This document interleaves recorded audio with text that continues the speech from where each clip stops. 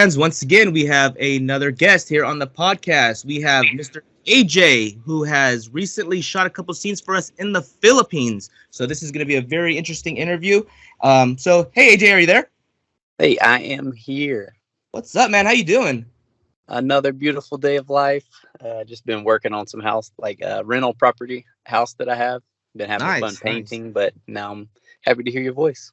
Yeah, cool, man. So you're back here in Canada or the States? I'm in Seattle now, but I hop back and forth between Hawaii on Oahu and then Seattle. Oh man, and you were just in the Philippines, right? Yeah, I was there for a whole month. It was like the coolest trip ever. Oh, was that your first time? My first time, my Philippines virginity gone. Oh man, I could just feel the excitement in your voice. So I know exactly how much fun you had. It is a lot of fun out there, and we'll get more into that. So you are now in the adult industry, correct? I mean, obviously. Whatever got you into it? How did you get into the industry? Honestly, I just kind of stumbled upon it. I was walking, or while I was in Oahu for the last year, I was van lifing. It was super cool. Like I turned a big 15-passenger van into a house. I put a bed, I put some shelves and a moonroof, and I was just living on the beach with my dog for like 6 months or a year or so, just surfing and enjoying the sun.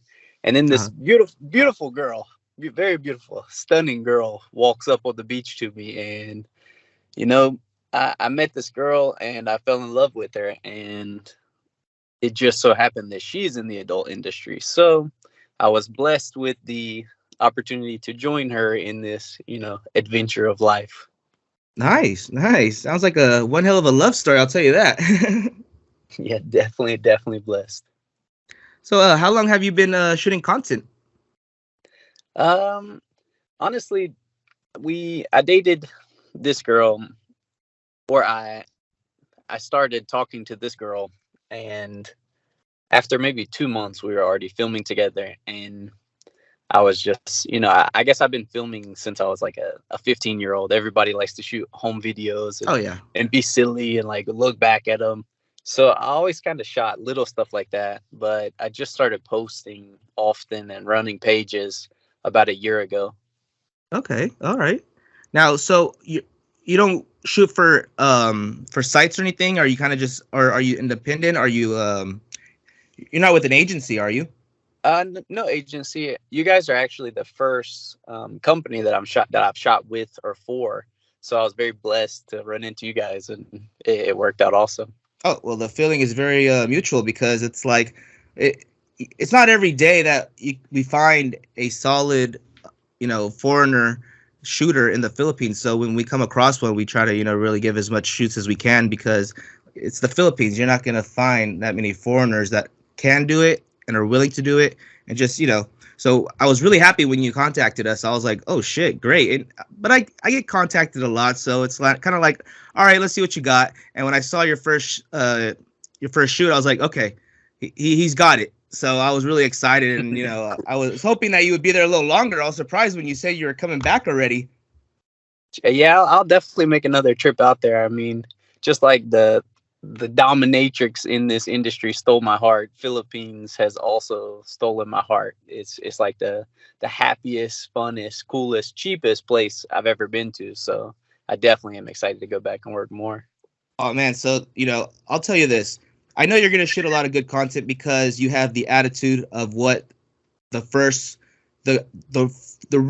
starters of the people that created Trike Patrol. They were there on vacation, horny Americans, just there's some guys we get that just want the quick cash. But when you have that excitement and just that eager to just fuck, it creates a really good episode. It creates good content, because that's what it's all about. It's about horny men just happy to fuck some Filipinas on video, and it really is something special. So I'm really excited for your upcoming shoots. I mean, I'm really happy with what you were able to get so far. It was your first, so I got to ask you, was there what can you tell the listeners about what actually went down? How did you feel after shooting your first scene in the Philippines? I mean, it's the Philippines, right? So I'm sure you got a lot of stories to tell, a lot of the story, So how was your first shoot? I mean, the first one, it went over super smooth. To shoot or to start the shoot, we went and did the trike scene. So it was cool to just ride with this new girl, like a new friend, and kind of go on this adventure to find a trike, because we were in Ortigas, and so there wasn't so many trikes in that area because we're right near the highway. So I just meet this girl. She looks super cool. She's kind of shy, which I was expecting coming from the Philippines. And then we go, like, take a taxi, hop in the trike, and the trike driver's super cool too. And I whip out the drone, and I'm like trying to film stuff, and he's super patient, and he was super understanding. And then the girl was just, it was her first video too, actually, or that's what she told me. So that aspect, I think it took some warming up for us to start talking to each other and get a little bit more comfortable. But I'm very happy that we did the trike first, because we got to spend time together, and it made it not as, uncomfortable and rushed, and we got to like hang out, kind of like a little mini date. And then I just tried to view it as that.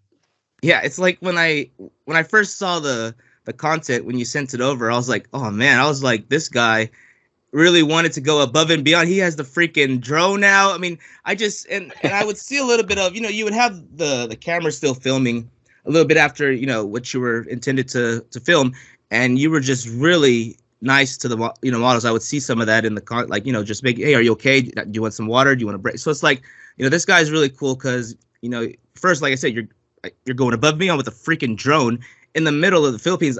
And I think I remember told you, I was like, what, dude, be careful, man.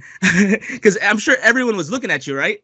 Everybody. Yes. Everybody on the street was watching, like, what is going on? Why is there a drone flying here? And yeah, because they see this foreigner that they probably don't see a lot, and he's driving, and he's, flying a drone. So they're like, so yeah, I already knew. So I was kind of laughing at that. But that was really cool that you did that, man. I was like, man, he really wanted to impress. I mean, you're already impressing shooting us an episode for TrikePatrol.com. I mean, we appreciate the drone, but you didn't have to. But that was really cool of you, man. I appreciate that. It was fun, and I just told the trike driver that we were vlogging for YouTube, and the girl was giggling a lot, so it was a fun time. Now, did anybody give you those looks as if they might have known who and what you're shooting for? I feel like the Philippines is a pretty small community, so they can definitely assume if they know about the website that you guys run. And so nobody said anything. I get kind of silly looks everywhere I go, because they're like, oh, cool, he's got like blue eyes, which you can't see on film, but I have blue eyes. And so everywhere I go in the Philippines, everybody's commenting like, did you see his eyes? Look at his eyes. So it makes me feel good, and it does make you feel kind of like a local celebrity, I guess, just being a foreigner in the Philippines. Oh, yeah. And everybody's super happy and smiling. So I got a lot of looks, but there's no telling what they're for. And I just assume it's positive stuff. Yeah, I mean, I know exactly what you were feeling, because I was kind of in that same position when I would go back being Filipino American, I mean, they could just tell by the way you dress. Yeah, the way you like carry yourself, man, too. Just, yeah, exactly. How you walk, everything, So it's like, it's something different that they don't see every day. So they're, in a way, most of the time they're kind of amazed, and they're also kind of curious. Especially, I mean, I can't say I look like the whitest guy, which I don't. But I mean, I'm pretty sure you got way more looks. Just they could spot you a mile away. But you said you were in the Ortigas area, right? Yeah, we're in Ortigas. That's where we're staying. A few different hotels over there. Now, did you see any other foreigners out there? Any other white dudes, black dudes? Very, very few, I would say. Okay, so there's few, yeah. So it's not like, in other areas of the Philippines where you kind of blend in a little more if you're out there.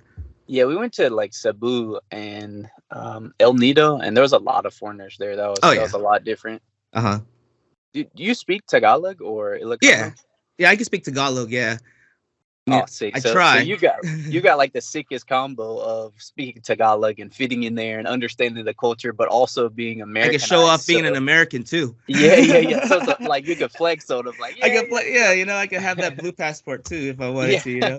Yeah, just pull that out at any bar and you pick up whatever girl you want. Oh yeah. But it's funny. I guess, have you ever heard of Angeles City? That was where kind of Trike Patrol was born. It was all about banging mostly the bar girls out there. And so, I mean, did you make it out there to Angeles City? I didn't actually know. We stayed mostly in like Manila, and then we went to a few of the other islands to like free dive and little adventure stuff.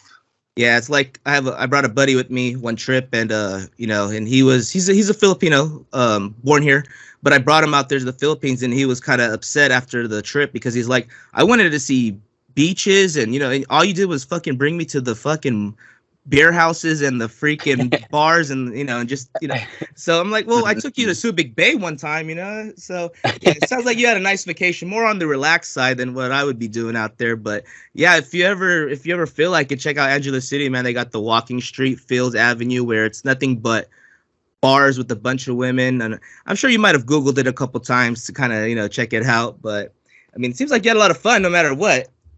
Oh man, so living in Hawaii the last 10 years, I thought I had seen, like a beautiful place. And Hawaii is extremely beautiful. But it is. Going to the islands in the Philippines, I was like, this is a different level. Oh yeah. I went free diving, and it was like a whole new planet. The coral reefs in the Philippines is like crazy beautiful. Oh yeah. It's amazing. I mean, there's not words to describe. And the prices too, I mean, you could spend a lot of money out there too, depending on what you do. But a lot of things are way cheaper. I'm pretty sure you noticed. So like, I'm curious, being an American, I mean, out in the Philippines, and it seems like you didn't go to where a lot of the foreigners went. Because if you were out like in certain areas of the Philippines, like Angeles City, they kind of cater to the foreigners when it comes to like foods and all that. So what were you eating out there? Was there stuff you stayed away from? Stuff you tried? I mean, I tried the number one goal of going to the Philippines. I tried the balut. Balut, yeah. Yeah. But that was not so much for me. I ate it and I was like, oh boy, I don't know about this one. This is not my favorite. Oh, so yeah, it's just the look of it alone kills you, right? Oh man, yeah, it's crazy. I was biting and looking at it and crunching bones and stuff, and I was like, oh boy. Kudos to these people for having the balls to eat this on a regular basis. It has its it helps out us men very well, and I'm not sure if you were told that, but it's supposed to be like a Viagra inside of a shell. Oh. It has its good. Somebody told me that. Yeah, I'm sure. I can only eat like half of it, and I was like, okay, I don't know. I'm gonna have to survive with the amount of testosterone I've got right now because I can't eat this anymore. And you got to be careful when even myself, when I'm out there, I'm really, really cautious of what I eat or drink, because I would get sick a lot when I would go out there when I was younger, and it's probably because might have been the water. I don't know. I accidentally drink some of the water or something, but I think that's for any country that we go to. It's like we're really supposed to not really drink the water. So yeah, but, we're super blessed in the U.S. Oh yeah, but, yeah. I mean the food in the Philippines is crazy good. I love the sisig. I love the sisig. The fish that we were eating on the islands. We were in El Nido and a few other places like that. We would just take a boat for like $20 to another island, and then they would cook food like fresh shrimp, fresh squid, fresh fish with like pork and everything. I mean, the food out there is delicious, and it's super fresh compared to the US, I think. Oh yeah, I mean, they just don't. It seems like, well, a lot of households, believe it or not, don't have freezers. Or I saw it for sure. So a lot, they buy what they are going to cook right there and then, and so they don't. Unlike out here, I think most of us in our households, we buy for maybe the week or 2 weeks. There you just can't, because one, they're kind of trying to make ends meet every day with what they're trying to do. Like if they're driving a trike, that's what they're gonna buy their food with when they go home for dinner. So I mean, you saw how different it is, I'm sure, as compared to the States. There was pretty sure you saw like the squatter areas, which is pretty much the slums. I mean, you saw some pretty harsh living areas, right? Yeah, oh man, that's actually heartbreaking. And I do some research and I find out that the average person makes like $3,000 a year. And so after I find this out and I see all these, kids on the street, which I think is the worst thing when you see kids on the street in another country. That's when it's like systematic failure. Yeah, you want to see there's got to be like homes for them, because the children are innocent. So yeah, it breaks your heart when you see like a 5-year-old begging for change, and so it hurt initially, but then I think like, oh, okay, I can go get 20 pieces of Pendasol for like $1. Yeah. So I just carry a bag of Pendasol with me everywhere and give it to the kids, or like the elderly or the aunties, the uncles that are living on the street. And so it's a little sad, but with our American money, we can, make a pretty big difference, which makes you feel good. And they're so happy you give them like, $1 American or $2. Oh, American, yeah, for sure. And they think it's like $1 million. So I like that aspect. I wish that there wasn't so many people in the street. And like you said, it's the system, So, hopefully one day they're able to fix the issues that they may have within their government. I mean, I'm not trying to get into a political discussion when we're supposed to be talking about beautiful Filipinas and but I really love hearing, your story, because it's like I said, I was really excited to talk to you because I know how excited and how much fun you're having, and so that's why I was really excited to talk to you about it, because I've been in your same shoes, and so now what else did you do out there? Like, what else were you able to see and explore? The first day we were there actually was pretty cool, because I guess in my free time, I like to do, kind of things that aren't technically legal, but are really fun. So we pop open an emergency exit in the hotel we're staying, and we hike like maybe 25 floors or stories. And we end up on the roof, like where the helicopter pad is. And so I'm just flying around the drone and like chilling, watching the sunrise on this roof of this building in Manila, like the first day I got there. And I thought that was really beautiful. And I'm actually picturing it in my head, and I'm pretty sure you were enjoying it. And it's like it's like the city never sleeps, right? Especially compared to like San Francisco, everybody sleeps, everything shuts down early. Unlike, I think New York, they're more of a, night goers, but like it's 3 a.m. and you still see so many people walking around in Manila, right? Oh man, the city doesn't sleep. It's kind of beautiful in its own way. Like you've always got somebody to meet and talk to if you want them. For sure. Now, how was it there with everything? Were they still, having all these, mandatory requirements when it came to COVID, Oh, the masks and stuff? And so was there like social distancing? Were things still closed? Not so much. I think everywhere was open. I only have this one trip to base it off of, but it seemed like everything was open. And as far as the masks, this may sound like kind of silly or kind of like a asshole move, but I guess being a foreigner, I would just choose not to wear the mask, and nobody really said anything. So that was nice, because I just get to walk around and smile at people and not have to worry about like pimples tomorrow from this mask. Oh yeah, I know. Yeah, it's like for like, what was it, 2 years almost with the mask? It's like we were always hiding ourselves. Yeah, and I think people kind of get like disconnected from each other. So nowadays, with the no mask thing, people are still kind of. I mean, even me myself, I'll find myself being awkward. Like I'll go to say hey, and I want to say like, hey, good morning, like it's a beautiful day, And people are keeping to themselves way more, and I've noticed that. Yes. And I think a lot of people have more anxiety now. It's like, who was I talking to? Yes. I don't know if it was for the interview. It was more like just people like myself. My girl and I, we used to go to the club almost every other weekend. And now it's like, thinking of it, I don't think I would really want to go. I think, or maybe I grew out of it. I don't know. But I think a lot of folks are in the same mindset now. I feel it for sure. We got spoiled with like Uber Eats and Amazon. Whatever you need just comes to your house. And some of us are making money, like, working from home or just doing nothing, and like the government's helping. So I think it wasn't the best thing, COVID, because we all got less social. And I'm speaking from myself too. Like I'm still working up the courage to just walk out and be like, hey, good morning. Like, you got a beautiful smile. Your outfit looks sick today. Just kind of make people happy and be a community again. Oh yeah, I really agree with that. It's like people want it to be away from everyone else as much as possible, So I mean, I haven't really seen. I mean, here in California right now, it's like there's no. I mean, some people, maybe 30% of the people you'll see inside of a grocery store are wearing masks. I don't wear it anymore. I think. I mean, again, it's nothing to get. I don't want to get into a political talk or anything. I'm not a doctor, but I just don't. I just think we're done with this shit already. Yeah, for sure. This last variant, it's like I know almost everyone that I know got it, and so nobody died. You know, the symptoms weren't that bad. So hopefully, we're back to normal. And we can start just living our lives again. For sure. And if COVID takes me out, it's been a nice ride. It was a beautiful life. I got to go skydiving a bunch, drifting cars, like there you go.